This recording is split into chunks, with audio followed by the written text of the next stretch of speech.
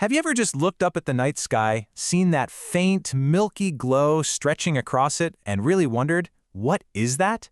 Well, today, we're going to pull back the cosmic curtain. We're going to figure out how to build one of the grandest things in the entire universe, a galaxy.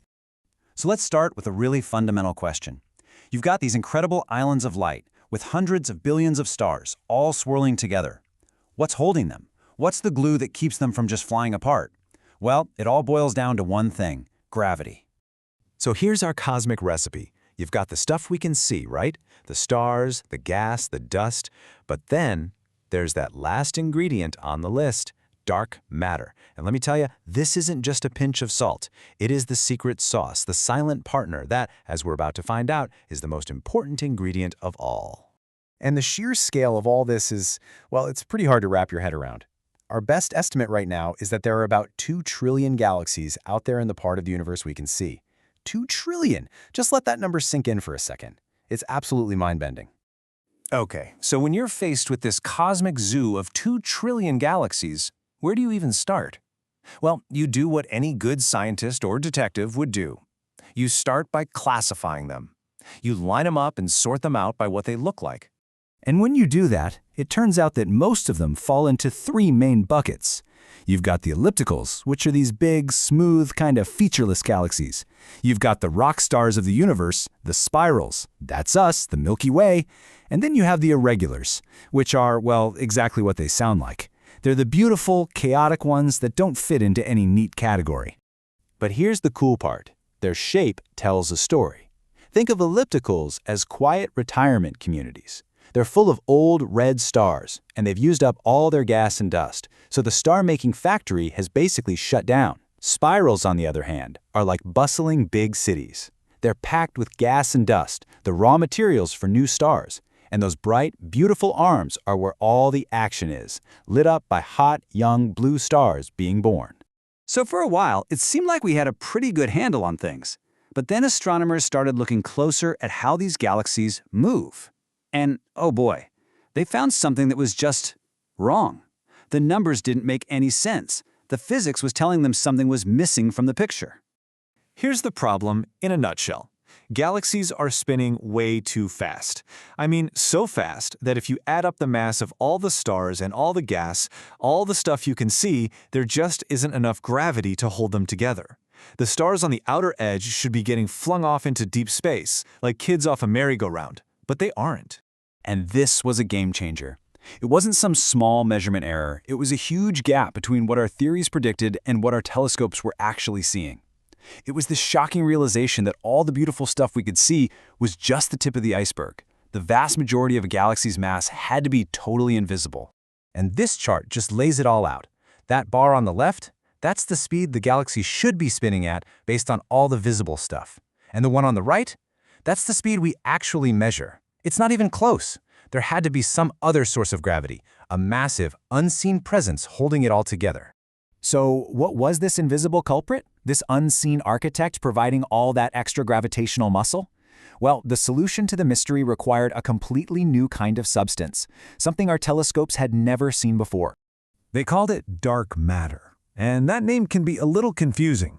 It's not dark like it's black or casts a shadow. It's dark because it's completely transparent. Light passes right through it.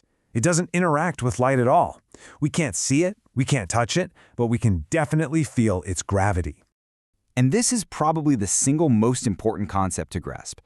The best way to think of dark matter is as a cosmic scaffolding. In the early universe, gravity pulled this invisible stuff together into huge, massive structures called halos.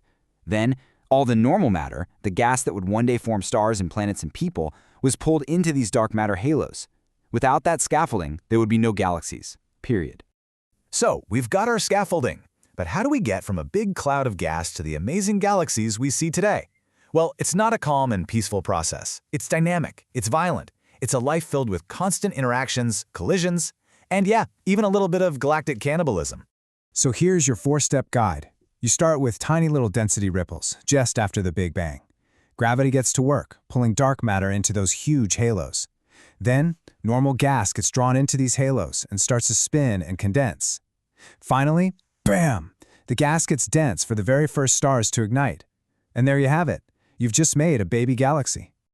You know, one of the coolest things is that those beautiful spiral arms aren't solid things that spin around like a pinwheel. They're actually density waves. The best analogy I've ever heard is a traffic jam on a highway. The jam itself moves slowly down the road, but individual cars are always entering it and then leaving it. It's the same with stars. They move into the dense spiral arm, slow down, which triggers a burst of star formation, making the arm look bright, and then they move out the other side. How cool is that? Now, galaxies don't tend to live in isolation, and when they get close to each other, gravity just wreaks havoc. If it's just a glancing blow, one galaxy might pull these long, graceful streamers of stars off the other one, creating what we call tidal tails. But a direct hit? That's a full-on merger. It's a cosmic train wreck in super slow motion, leading to galactic cannibalism. And we can see the evidence of this stuff happening all over the sky.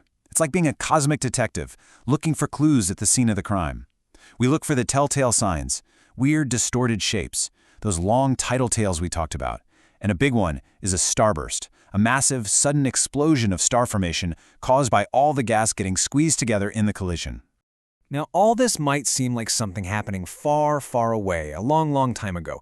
But this story of creation and collision, it's not just ancient history.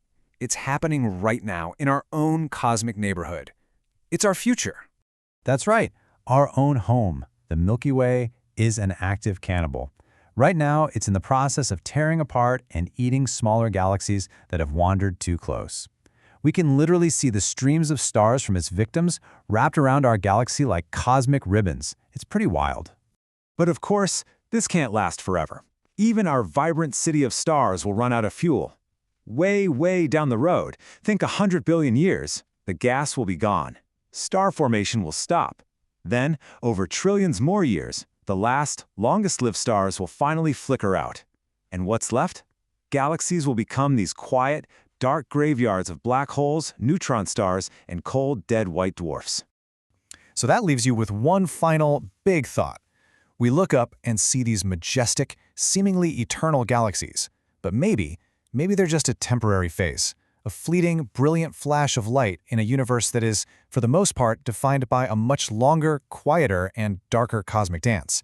It really makes you appreciate what a spectacular moment it is to be alive and to be able to witness it all.